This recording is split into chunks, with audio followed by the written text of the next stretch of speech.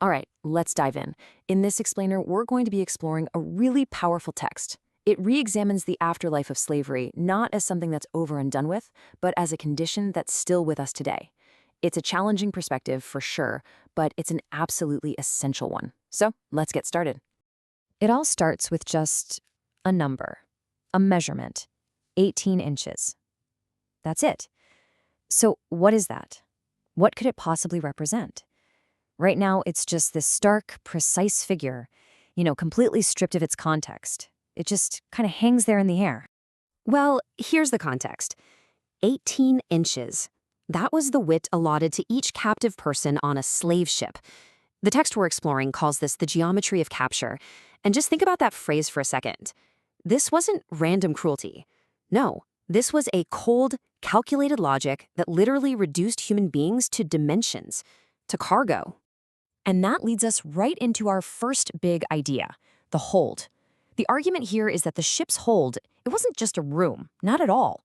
It was the blueprint. It was the foundational grammar for every architecture of captivity that would come after it. So what is the hold exactly? Well, it's defined as two things happening at the exact same time. On one hand, yeah, it's that physical space, that unimaginable confinement. But it's also a philosophical condition. It's the state of being trapped, held completely still, while you're on a journey that's always moving, but somehow never, ever arrives. And here's the really crucial point the text makes. The logic of that slave ship, it never went away. It just got translated. It was put into new forms, new spaces, and new kinds of containment, right here in the modern world. And what are those modern translations? Well, according to this text, the logic of the hold is still with us. You can find it in the back of a police car, inside a prison cell, and even in these, bureaucratic spaces like a welfare office or a border crossing. These are all places where human bodies are managed, measured, and contained.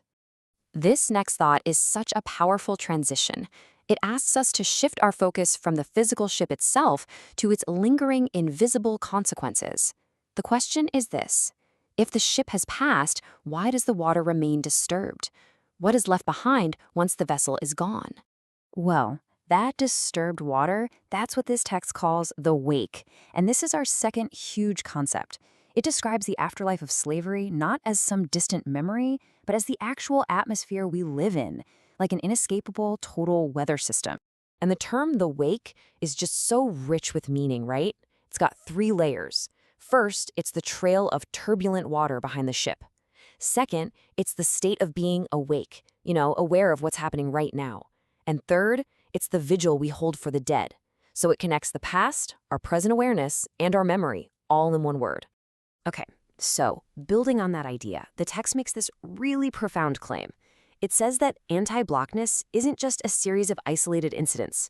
No, it's a climate. It's a pervasive weather system that just saturates everything. It's not something out there that we occasionally run into. It's the very air we breathe. There is no outside to this weather. And this quote just hammers that central argument home. The ship is still crossing. The idea is that the Middle Passage isn't over. It's an ongoing event, and we are all living inside its wake, inside the weather it created. So, if we're all living inside this weather, how is it actually recorded? Where's the evidence? Well, the text argues that history isn't just found in books. It's held and remembered in our very bodies. Our bodies become a kind of living archive. Now, to really get this idea of a living archive, we have to understand a crucial distinction the text makes, the difference between the body and the flesh. Think of the body as the disciplined thing, the object that power can control, categorize, and own. But the flesh, that's something deeper. It's the unruly, raw material of our being. The flesh is what remembers what the body is forced to forget. And that, right there, is the true site of memory and resistance.